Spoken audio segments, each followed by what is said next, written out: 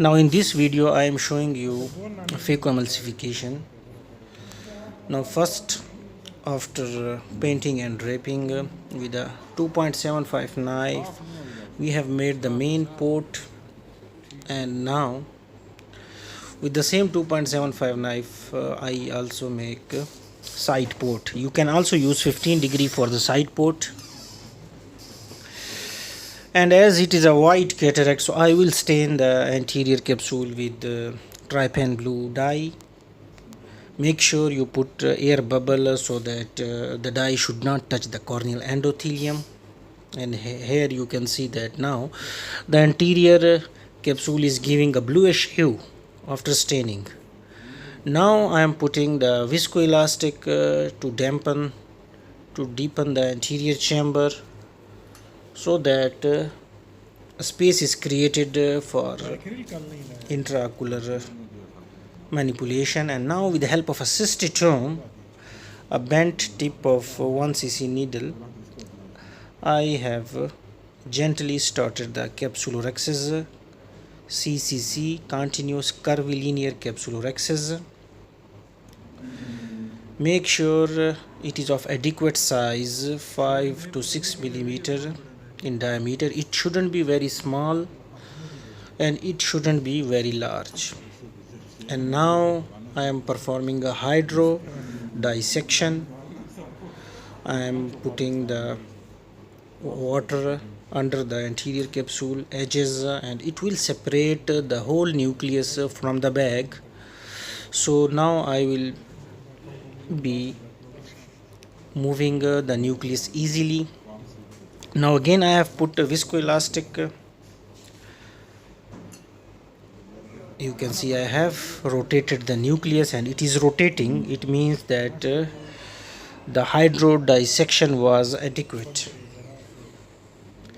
And now with the Phaco settings of 50 Phaco power, 400 vacuum and 30 aspiration flow rate, you can see in the center I have holded the nucleus and just cracked it into two pieces, and now I have cracked it into multiple pieces.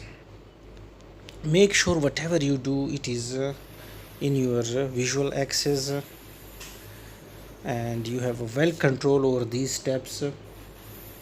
You should not push the nucleus too hard downwards, and it shouldn't be too much above the iris plane near the corneal endothelium.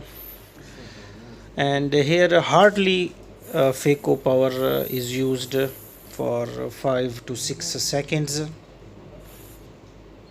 Now with the Simcoe cannula I am removing the remaining cortical matter. Now this step is also a very important one, because many surgeons if they are not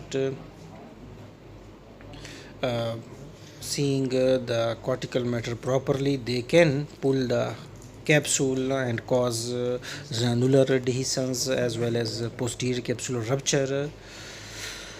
So whatever you do, it should be crystal clear to you. Now superior lens matter should always be removed from a side port. Like here I am removing it, and make sure you remove each and every bit of cortical matter, because whatever remains, it will cause a rapid formation of posterior capsular opacification, and extensive posterior capsule polishing and removal of all the remnants of cortical matter will give an excellent vision and delaying of PCO.